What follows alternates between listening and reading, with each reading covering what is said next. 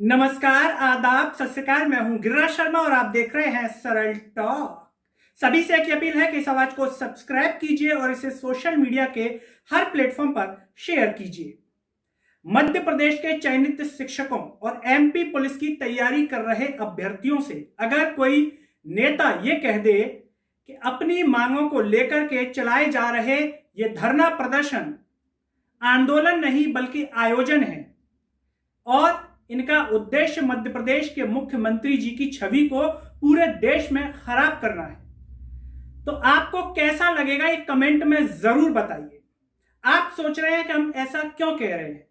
हम ऐसा इसलिए कह रहे हैं क्योंकि मध्य प्रदेश के गृह मंत्री नरोत्तम मिश्रा जी ने किसानों के आंदोलन को लेकर के एक बात कही है। उन्होंने कहा है कि किसानों के नाम पर किए जा रहे धरना प्रदर्शन ये आंदोलन नहीं आयोजन है। अभी तक के आंदोलन आप देख चुके हैं। वैसे तो प्रधानमंत्री जी ने कल सब कुछ स्पष्ट कर दिया, दूध का दूध पानी का पानी हो गया, कुछ बचा ही नहीं है। आंदोलन में मांग ही कोई नहीं बची है। दरअसल ये आंदोलन है ही नहीं, ये आयोजन है, ये प्रयोजन है, ये प्रयोग है। ये प्रयोग ये है कि देश में अराजकता फैले, देश में खून खराबा हो, और कुछ नहीं चल रहा है।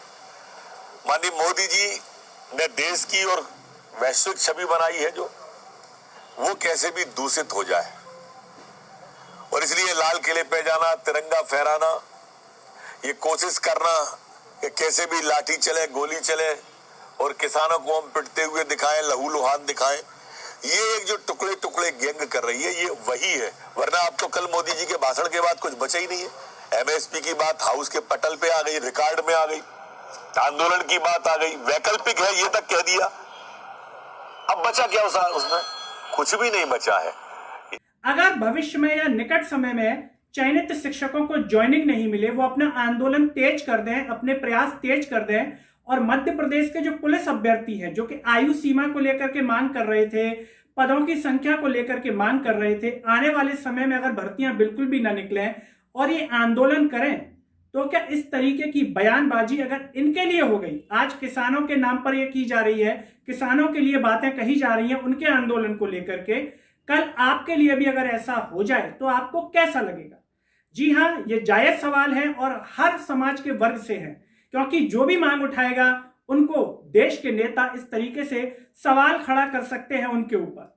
मध्य प्रदेश के चयनित शिक्षक जो 3 साल से इंतजार कर रहे हैं अपनी नियुक्ति को लेकर के, लेकिन नहीं मिली है, और मध्य प्रदेश के जो पुलिस अभ्यर्थी हैं आयु सीमा नहीं बढ़ी है, उनकी 15,000 पद भी नहीं मिले हैं, और मध्य प्रदेश के गृह मंत्री नरोत्तम मिश्रा जी किसानों को लेकर के बात कह रहे हैं।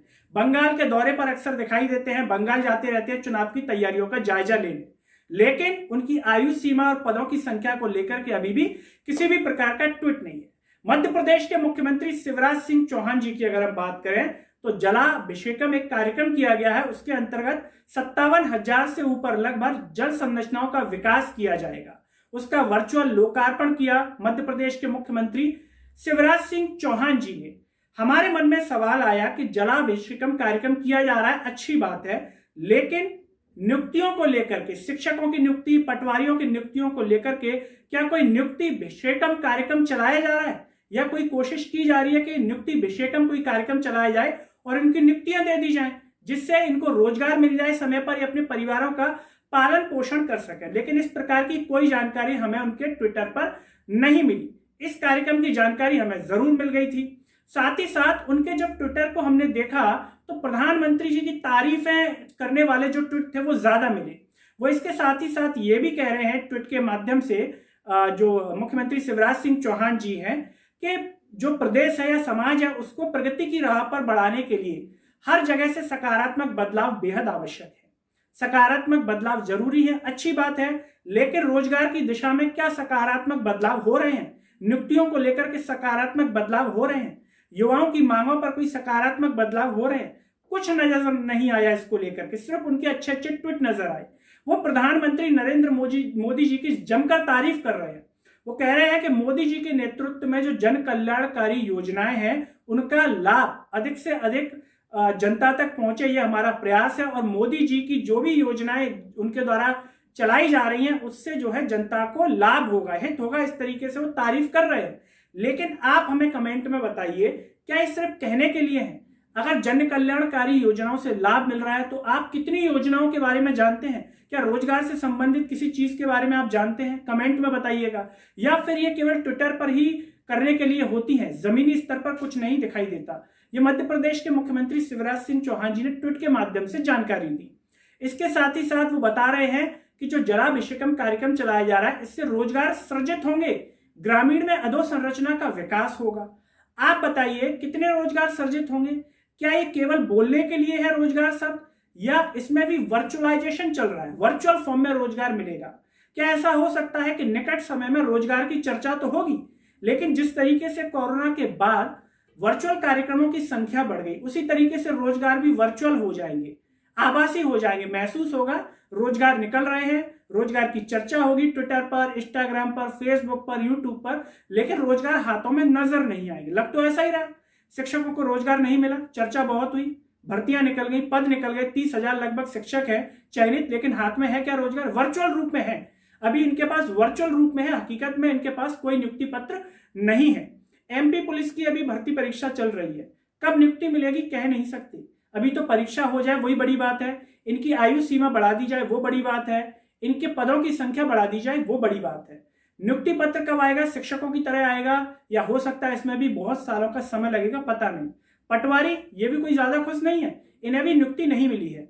गोविंद राजपूत जी से कई बार मिल चुके थे, पहले भी मिले थे, जब कांग्रेस में थे तब भी मिले थे, भाजपा में आ गए तब भी मिले, लेकिन कोई फर्क नजर नहीं आया।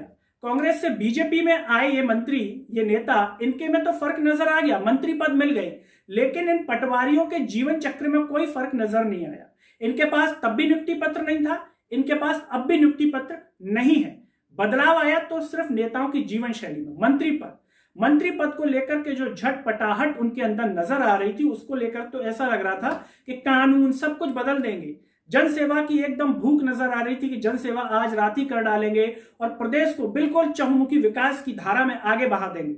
लेकिन युवाओं के नाम पर अगर बात की जाए, रोजगार के नाम पर अगर बात की जाए, तो कुछ भी नजर नहीं आता। शांत नजर आते हैं, न तुलसी सिलावट नजर आए, न गोविंद राजपूत नजर आए कि इन युवाओं के लिए कुछ कह दें, मुख्यमंत्री जी से मुलाकात कर लें।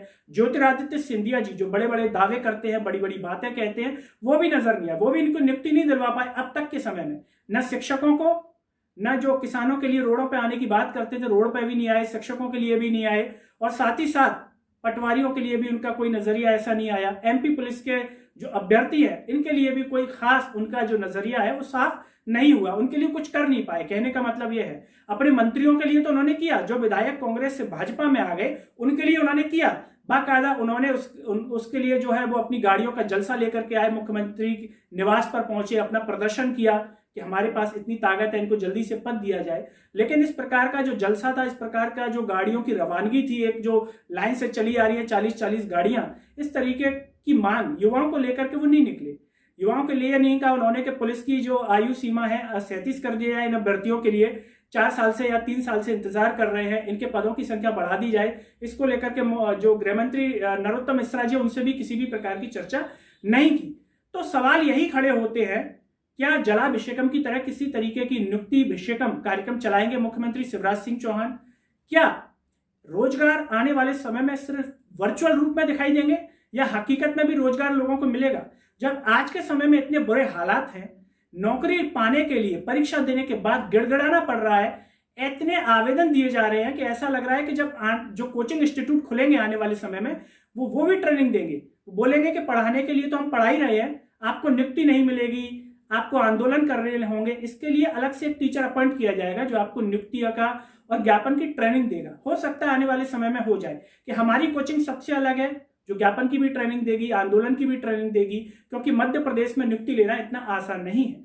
इस पूरी चर्चा पर, इस पूरे वीडियो पर कमेंट में आप अपनी राय जरूर रखें और विस्तार से बताएं। जो भी बातें कही गई हैं उसमें प्रधानमंत्री जी की जो नरेंद्र मोदी जी ने जो योजनाओं का जिक्र कर रहे हैं, मुख्यमंत्री शिवराज सिंह चौहान कौन सी योजनाएं उन्होंने चला दी है, कौन सी फायदे की चीजें करती है, उनके बारे में जरूर बताएं। और साथ ही साथ रोजगार को लेकर के अपनी राय रखें, नियुक्तियों को लेकर के अपनी राय रखें, एमपीपीएससी में पदों की संख्या बढ़ी घटी क्या, उसको लेकर के आपका मानना है, उस पर अपनी राय रखें।